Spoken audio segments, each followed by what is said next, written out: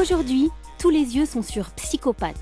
Leur nouveau street album, Antholopsie, qui regroupe des anciens classiques et des inédits de 1992 à 2007, marque le retour du duo Animalex et Réac, deux anciens membres du Supreme NTM. Inutile de dire que ces deux garçons savent de quoi ils parlent en matière de hip-hop. En 98, ils sortent leur premier opus intitulé L'Invasion chez deux labels EMI, dont sera extrait le désormais classique Bad Trippeuse. Qu'est-ce qu'il y a ? Leur deuxième album sort en mars 2004. 3 ans après, c'est le retour de ces fous du micro. Mixé par DJ Iwan, ce 22 titres produit par Wargames vous plongera dans l'univers East Coast Made in France.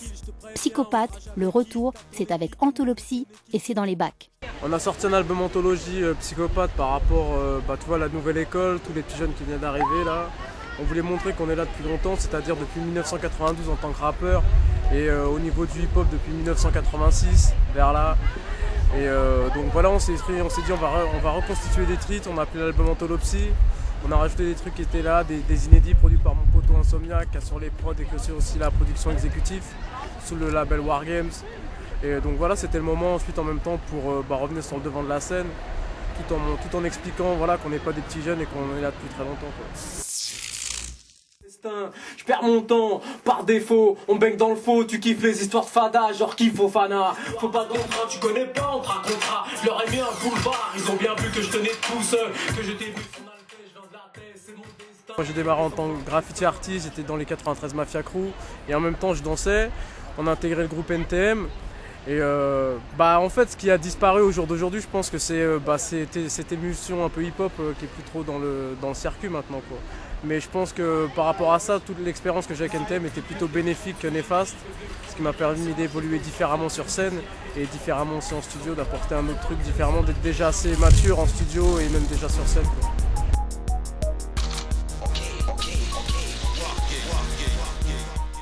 Bien sûr, ça nous apporte une grosse expérience parce que évoluer comme un groupe comme NTM, c'est pas à la portée de tous, hein. Je pense que c'est un groupe scéniquement parlant qui restera dans les annales. Et donc c'est sûr, maintenant quand tu abordes la scène, tu l'abordes différemment. Tu l'abordes comme un show carré, avec un show de DJ, et puis pourquoi pas des danseurs, enfin vraiment de ramener la scène hip-hop devant, quoi. M6, tu parlais debout, genre de l'école de boucherie avec mention. Les autres sont à la traîne, moi je suis dans une autre dimension.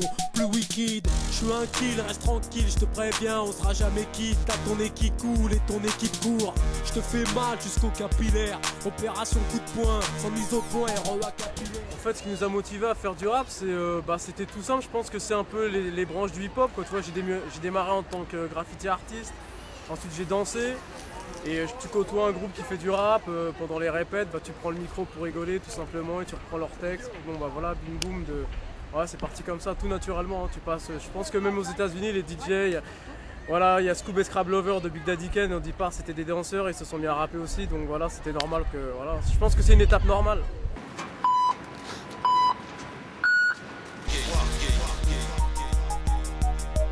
Psychopathe, Insomniac.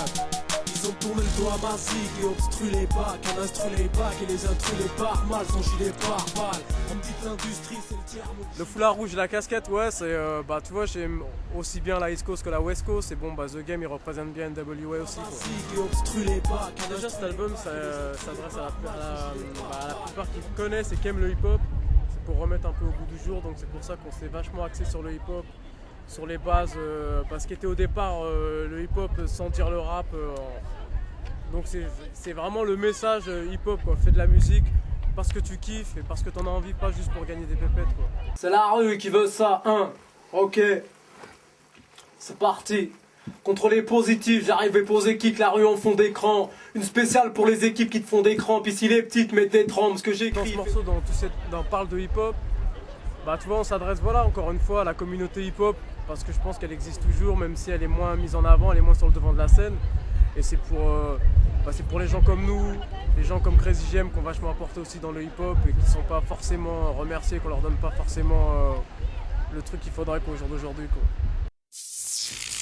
Ok, je suis un rot maquillé en Jack Russell parce que c'est pour un peu C'est une image, tu vois, j'ai un peu ce côté doux et en fait, bon voilà, je suis pas si doux que ça. Des fois, je peux sortir les dents. Team est trop vestiaire, mon gilet. Franchement, c'est des pics du zen. Ça sert à rien de lancer des pics, tu sais. Si t'es en chien, je sais pas, pique du zen. On dit que l'industrie c'est le tiers, mon gilet. Donne-moi un team est trop vestiaire, mon gilet. Ok, PSYKO, ROAK, Insomniac, Wargames, tous les yeux sur moi. Tchpa.